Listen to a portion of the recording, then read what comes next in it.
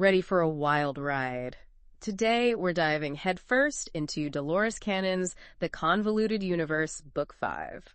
Buckle up, because we've got souls taking the scenic route to Earth. Like, seriously scenic. We're talking meteorites, folks. It's like the universe has its own cosmic Uber, and we're going to figure out how it all works. You know, what always fascinates me about Cannon's work is that it's not just, oh, look at this crazy story.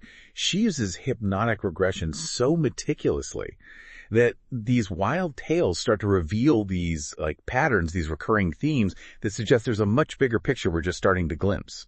It's like suddenly those Ripley's Believe It or Not stories have this framework that makes you rethink everything. Like, okay, take this guy, John. This dude's soul didn't just hop on Earth Express. He hitched a ride on a meteorite. I mean, what does that even tell us about how souls operate? Can we get freaking flyer miles for that? It definitely throws a wrench in our usual ideas about souls. I mean, if a soul can cruise through the cosmos, tucked inside a space rock, it makes you think, right? It hints at a kind of resilience, an ability to navigate the universe in ways we haven't even dreamt of. Okay, see, this is what gets me fired up. It's like someone just blew the roof off what we thought was possible. But it's not all cosmic joyrides and interstellar vacations. Cannon also talks about this whole interconnectedness thing, which honestly feels like a whole other wormhole. Are we all just walking, talking Wi-Fi hotspots, sharing a connection we haven't quite figured out yet? It's a fascinating concept, right?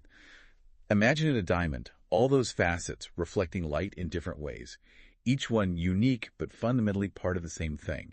That's kind of how Cannon describes it. We experience ourselves as individuals, but underneath, we're all these facets of a single consciousness, reflecting different aspects of the same source. So it's like we're all pieces of this massive cosmic puzzle, and each piece on its own might not look like much, but put it all together, boom, you get the whole picture. Okay, that's a pretty cool image, but how does that play out in the real world? Does this mean we're all secretly telepathic? Well, maybe not telepathic, at least not in the way we usually think about it. Yeah. But think about it this way. If we truly get this interconnectedness thing, if we really understand that what we do to others, we do to ourselves, it changes everything. It could lead to more compassion, more understanding, even a sense of responsibility for our actions. Now we're getting into the deep stuff.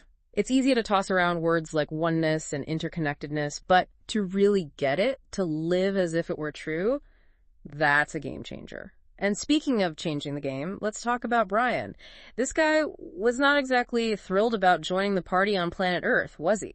Brian's experience, it brings up this whole idea of soul contracts and pre-life planning. Like, imagine feeling that warmth, that comfort of the birth canal, and suddenly you're hit with this wave of, oh no, what have I signed up for? It's like realizing you accidentally agreed to run a marathon in the desert with no water, and you don't even like running. So why would any of us sign up for that? What's the point of these soul contracts? Well, the way Cannon explains it, we choose these lives, challenges and all, for soul growth. Think of it as a personalized curriculum for the soul, tailored to what we need to learn and experience. We might not consciously remember signing on the dotted line, but it's like a deeper part of us knows this is what we need to evolve. So we're all basically on these soul missions, even if we've lost the map along the way. But hey, who doesn't love a little adventure, right? Now, if we're going to navigate this cosmic obstacle course, we might need some tools, and that's where things get really, really interesting. Cannon talks about the power of sound and light, and not just in a metaphorical good vibes kind of way, but as actual forces that can heal and transform us. Is this legit, or are we venturing into new age mumbo-jumbo territory? What's so fascinating here is that Cannon's work is resonating with what science is starting to understand about energy and frequencies. We're learning that sound and light, at their most basic level, are vibrational frequencies that can actually affect matter, even consciousness itself. Okay, now you've got my attention. What does this look like in real life? Are we talking about chanting with Tibetan singing bowls, or basking in mood lighting?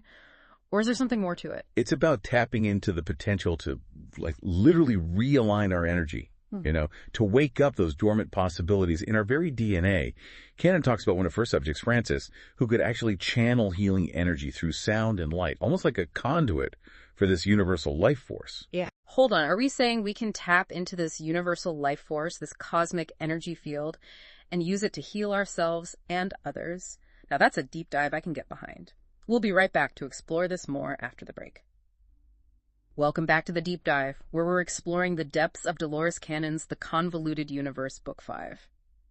Last time we were talking about souls hitching rides on meteorites and this whole idea of interconnectedness, and let me tell you, we're just scratching the surface. We've only just begun. Today we're going even deeper into a realm where time isn't what it seems, where the possibility of parallel lives becomes very real, and where our understanding of reality, well, it might get a little turned around. Time travel, alternate dimensions, you had me at time travel. But before we get too far out there, let's rewind a bit to this whole interconnectedness thing. We touched on it earlier, but I feel like there's a whole universe packed into that one concept. Absolutely. It's not just some feel-good idea. What Cannon found suggests it's like a fundamental principle woven right into the fabric of reality itself. And it all ties into this idea of time as a multidimensional experience. Okay, now you've got my attention. How do these two things connect? Interconnectedness and this whole time-bending thing. Imagine for a moment that we're all threads in this giant cosmic tapestry, right? Interconnectedness suggests we're not just connected to everyone and everything in this moment, but across all of time and space. So it's like we're all linked, not just here and now, but through this vast web of time. Whoa, that's a pretty mind-blowing thought. It's like our lives are less like separate lines and more like, I don't know, some kind of crazy cosmic knot. Exactly. And this connection across time, it helps explain what Cannon found about parallel lives. If we're all connected through time, then maybe, just maybe, our consciousness is having multiple experiences simultaneously in different timelines. Hold on, are you saying there could be other versions of me out there living different lives, making different choices? Okay, that's both exhilarating and terrifying. But if that's true, I mean, does it even matter what choices I make in this life? That's where intention comes in. One of the things Cannon emphasizes again and again is that what we believe, what we intend, it shapes our reality. Remember Greg's story, the guy who could rearrange furniture on a spaceship just with his mind. Yeah. It was like he suddenly figured out the cheat codes for reality. Exactly. It suggests this incredible power we have to influence the world around us, not just physically, but on a deeper energetic level.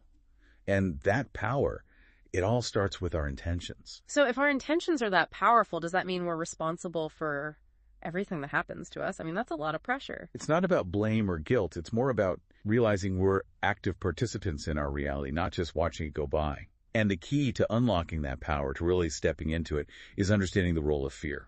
Fear. It seems like fear comes up a lot on these deep dives. What's the big deal with fear? Cannon suggests that fear, it's one of the biggest things holding us back, both individually and collectively.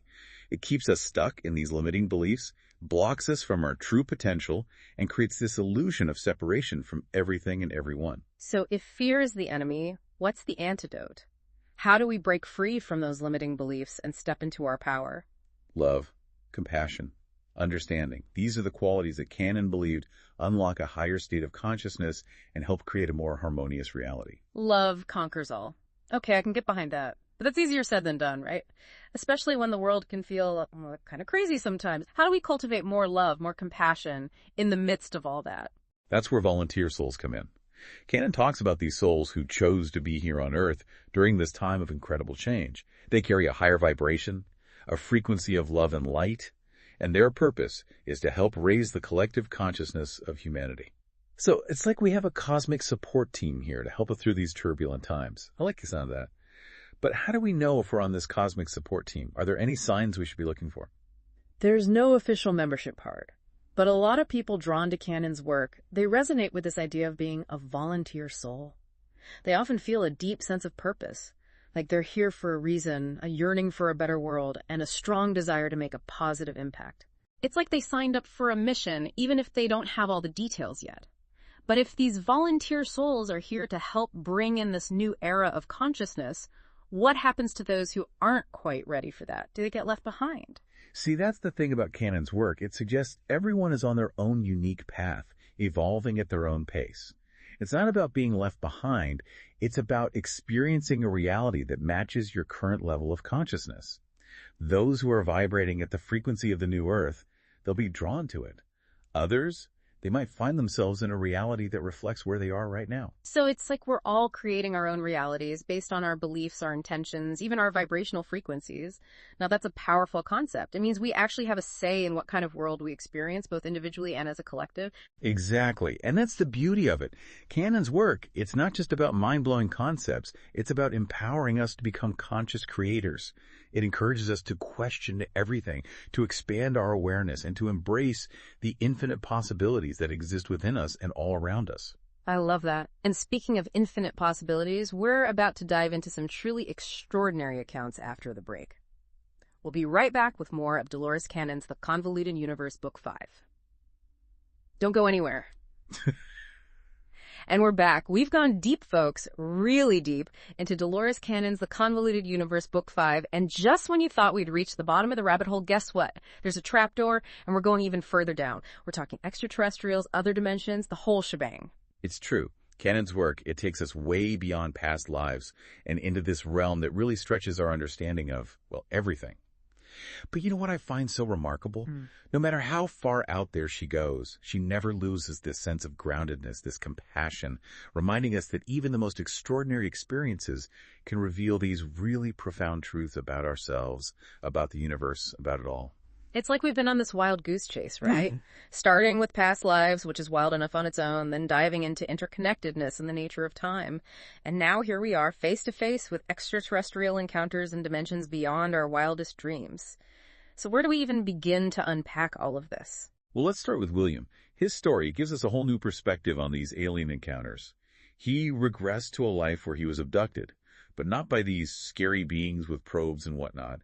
He was taken by these well-meaning extraterrestrials. They were just a little bit, shall we say, misguided and totally fascinated by humans. Misguided? What do you mean? Did they accidentally beam him up thinking he was a prize-winning cow or something? Not quite. Yeah. They were trying to understand human emotions, human experiences, the whole 9 yards. But their methods, well, they were a little rough around the edges, let's just say that. Yeah. They actually recreated his living room on their ship. They even tried to make a copy of his favorite houseplant. That's kind of sweet in a totally bizarre intergalactic kind of way. It's like that friend who tries to cheer you up with a gift that's so off base it's hilarious. But what's the takeaway from William's story? What does it all mean? Despite the strange circumstances, what shines through is this universal need for connection, which, when you think about it, is a recurring theme in a lot of Cannon's work. Even in these mind-boggling situations, it's those basic human needs, that desire for belonging, for purpose, that really stands out. It's like no matter how advanced a civilization might be, we're all still searching for that sense of place, that understanding of why we're here. And speaking of purpose, can we talk about Anna? Her story, wow, it just blows everything wide open. She regressed to a life where she was part of this group of beings who were basically bringing light and knowledge to other worlds, like cosmic missionaries spreading the good word, but for consciousness itself. Right. Anna's experience, it suggests that our existence is so much bigger than we can even grasp, that maybe, just maybe, we have roles to play on a cosmic level that we're not even aware of. So we're not just souls having a human experience, but potentially these multidimensional beings with a much larger sphere of influence. That's a lot to process, but it's also incredibly exciting. But how do we access that? How do we tap into that cosmic potential in our everyday lives? That's where Cannon's exploration of the motherboard comes in. She describes it as this central hub within each of us, like where our physical and energetic systems intersect.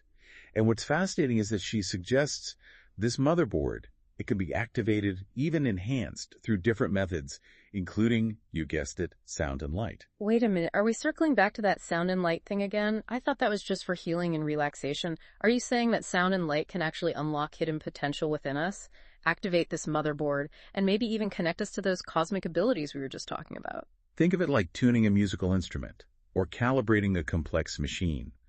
By using sound and light, whether it's through external means or by working with our own energy, we can start to harmonize our entire system.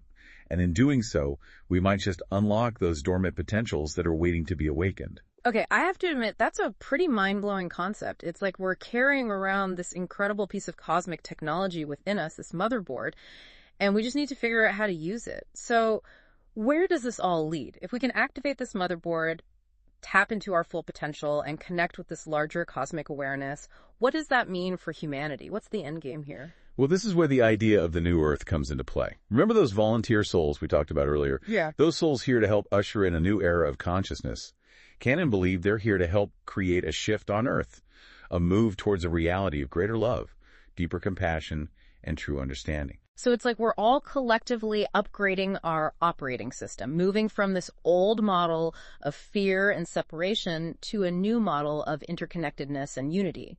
That sounds amazing, but what happens to those who aren't quite ready for that upgrade? Are they just left behind in the digital dust? See, Cannon's work suggests that everyone is on their own path, evolving in their own way, at their own pace. It's not about being left behind. It's more about experiencing a reality that aligns with where you're at vibrationally, with your current state of consciousness.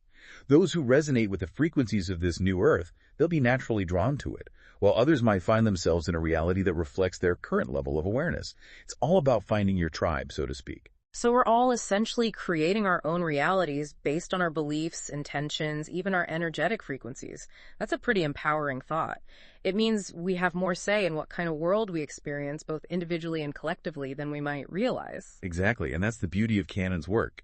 It doesn't just present these mind-blowing ideas. It gives us the tools to actually do something with them. It challenges us to question our assumptions, to expand our awareness, and to embrace the infinite possibilities that exist within us and all around us. And that's a journey worth taking. Absolutely. Well, folks, as we wrap up this incredible deep dive into the convoluted universe, I want to leave you with this thought. What kind of reality are you creating? Are you aligning with the frequencies of this new earth, or are you holding on to the old paradigm? The choice is yours. And remember, as Cannon so brilliantly illustrated, the universe is a far more wondrous, mysterious, and interconnected place than we could ever imagine. So keep exploring, keep questioning, and keep diving deep. Until next time. Keep an open mind.